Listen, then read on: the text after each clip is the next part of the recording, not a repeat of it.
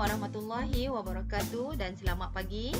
Pada hari ini, cikgu akan menerangkan topik sistem kehakiman Islam dengan subtopik yang seterusnya, menghuraikan syarat pelantikan, etika dan peranan hakim dalam sistem kehakiman Islam.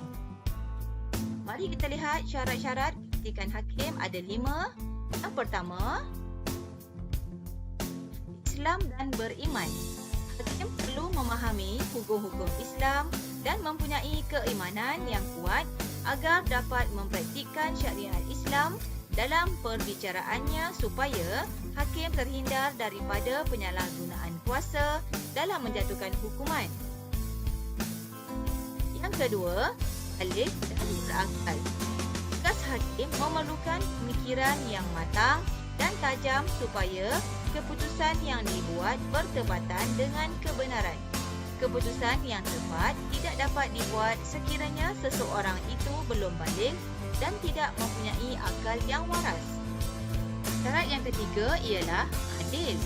Seorang hakim perlu sentiasa mematuhi hukum-hukum syariat Islam, tidak melakukan dosa-dosa besar atau melazimi dosa kecil, mempunyai akhlak yang baik dan menjauhi maksiat. Ianya amat penting supaya hakim dapat menunaikan amanah yang dipertanggungjawabkan dengan baik. Syarat yang keempat ialah berilmu dan bijaksana.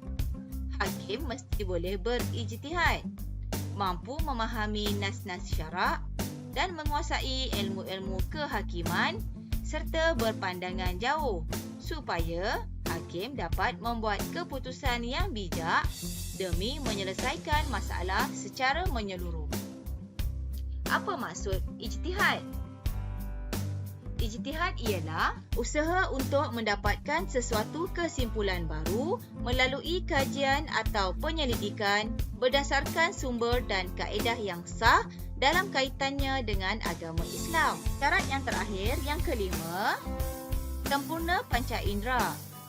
Hakim mestilah sempurna panca inderanya seperti memiliki pendengaran yang baik, penglihatan yang jelas, percakapan yang fasih supaya hakim dapat melaksanakan tugasnya dengan sempurna dan lancar. Jelas semua? Mari kita lihat subtopik yang seterusnya. Dapat 4 etika hakim, iaitu yang pertama, hakim dilarang untuk menyebelahi mana-mana pihak, sama ada pendakwa atau tertuduh supaya wujud keadilan. Etika yang kedua, hakim hendaklah jujur ketika bertugas seperti tidak menerima rasuah supaya kewibawaannya dihormati. Etika hakim yang ketiga, hakim dilarang untuk mensabitkan kesalahan terhadap tertuduh jika ada keraguan dari segi bukti dan hujah supaya tidak berlaku penganiayaan. Etika yang keempat, hakim dilarang untuk menghakimi orang yang ada kepentingan dengannya seperti kaum keluarga, rakan dan sebagainya supaya keputusan yang dibuat tepat. Mari kita lihat peranan hakim.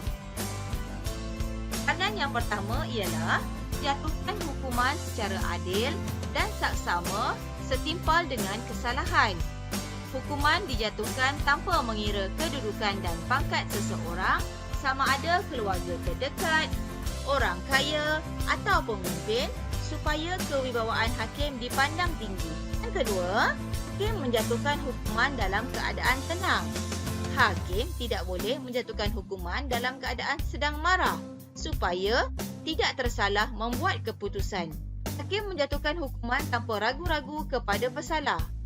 Hakim mesti tegas dan menjatuhkan hukuman kepada tertuduh setelah cukup bukti dan saksi supaya jenayah dapat dibendung. Peranan yang keempat dan yang terakhir, membebaskan tertuduh jika didapati terdapat keraguan dari segi bukti dan hujah.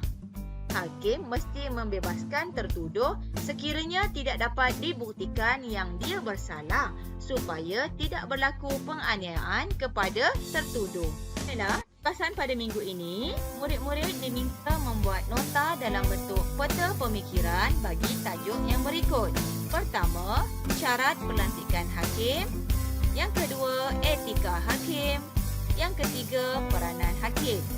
Murid-murid boleh merujuk buku teks pada muka surat 48 dan 49 untuk menyelesaikan tugasan minggu ini. Sekian daripada saya. Assalamualaikum warahmatullahi wabarakatuh.